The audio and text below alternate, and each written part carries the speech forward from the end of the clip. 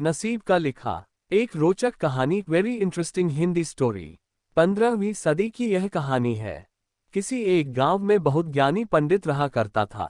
पंडित आजू बाजू के सारे ही गांव में बहुत प्रख्यात था और इसी वजह से धनवान भी। पंडित का परिवार ज्यादा बड़ा नहीं था। पंडित अपनी पत्नी के साथ अपने बहुत बड़े घर में अकेला रहता था, क्योंकि पंडित को कोई बेटा था नहीं और एक बेटी थी जिसका विवाह पास के गांव वाले एक श्रीमंत लड़के से हो चुका था। पंडित ने शादी से पहले अपने होने वाले दामाद की अच्छे से जांच पड़ताल की थी और अपनी बेटी का भविष्य भी ठीक से पढ़ा था, तब जाकर उसने बेटी की शादी की थी। लेकिन चंद सालों में ही पंडित का दामाद बुरी आदतों के चंगुल में फंस गया। जुआ और शराब की बुरी लत ने उन्हें सड़क पर लाकर रख दिया था। अपने बेटी की ऐसी दुर्दशा देखकर पंडित की पत्नी काफी दुखी होती थी और अक्सर पंडित को कहा करती थी, तुम जाकर उनकी मदद कराओ।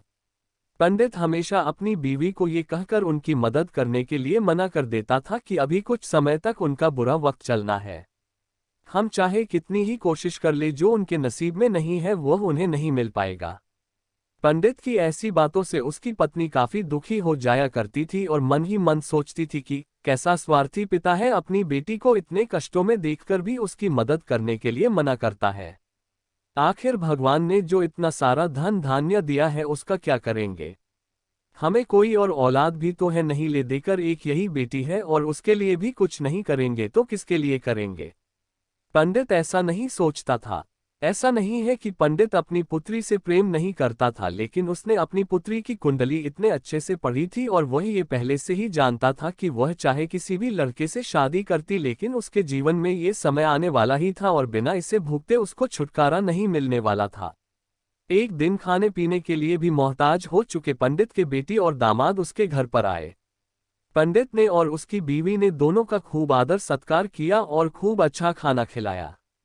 बेटी और दामाद की पंडित से सहायता मांगने की हिम्मत ना हुई, इसलिए वह बिना बोले ही वापस अपने घर को लौटने लगे।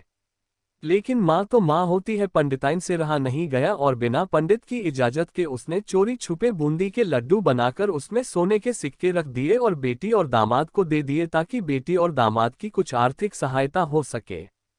पंडिताइन ये भी जान गई थी कि बेटी और दामाद शर्म के मारे उनसे मदद नहीं मांग रहे थे, इसलिए उसने बेटी और दामाद को भी लड्डुओं में छिपे सिक्कों के बारे में कुछ नहीं बताया।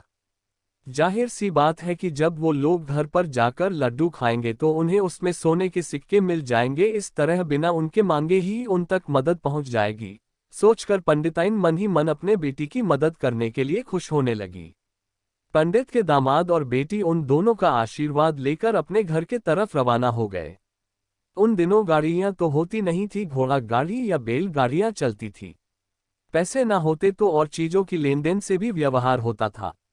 बेटी और दामाद का गांव पंडित के घर से कोसों दूर था, फिर भी पैसों की कमी के चलते वह चलकर अपने गांव की तरफ निकल पड़े। थोड़े दूर ही चले थे कि पंडित की बेटी के पैर में मोच आ गई और अब उसको चलना भी मुश्किल हो गया। पंडित के दामाद ने जब देखा कि उसकी बीवी अब बिल्कुल चलने में सक्षम नहीं है तो उसने एक टांगा अपने घर तक किराए पर ले लिया। दोनों पति पत्नी टांगे में बैठकर घर तक पहुंच गए, लेकिन टांगे वाले को देने के लिए उनके पास पैसे थे नहीं, इसलिए पंडिताइन ने जो बूंदी के लड्डू उन्हें दिए थे वही किराया के तौर पर उस टांगे वाले को दे दिए। टांगे वाला बूंदी के लड्डू को लेकर वहां से चला गया। टांगे वाला अपने घर की तरफ जा रहा था, तब उसे एक हलवाई की दुकान दिखी। उसने सोचा कि थोड़े से बूंदी के लड्डुओं से मेरे घर के लोगों का पेट थोड़ी भरने वाला है, इससे अच्छा मैं इन बूंदी के लड्डुओं को बेचकर उनसे कुछ चावल खरीद लेता हूं। टांगे वाले ने बूंदी के लड्डू हलवाई को बेच दिए। जिस गांव में वह हलवाई रहता था उसी गांव में एक आदमी ने अपने घर पर पूजा रखी थी और उसी पंडित को उस पूजा के लिए बुलवाया था। पूजा में लगने वाले प्रसाद के लिए उस आदमी ने उसी हलवाई से बूंदी के लड्डू लिए जहां पर उस टांगे वाले ने बेचे थे।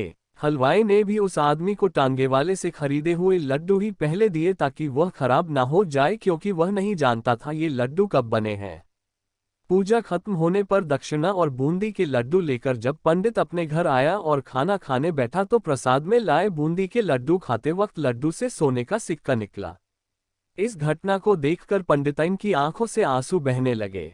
पंडित ने जब पंडिताइन से उसके रोने का कारण पूछा तो पंडिताइन ने पंडित को सब कुछ बताया और पंडित से उनकी बातों पर भरोसा ना करने के लिए माफी मांगी।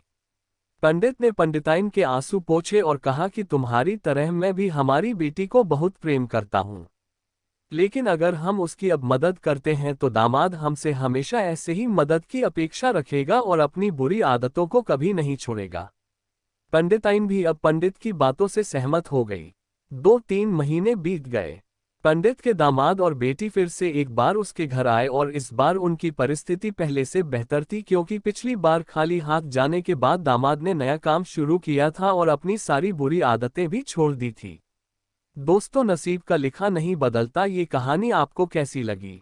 क्या आप भी नसीब पर भरोसा रखते हैं या फिर आप उन लोगों में से हैं जो अपना नसीब खुद अपने हाथों से लिखना चाहते हैं?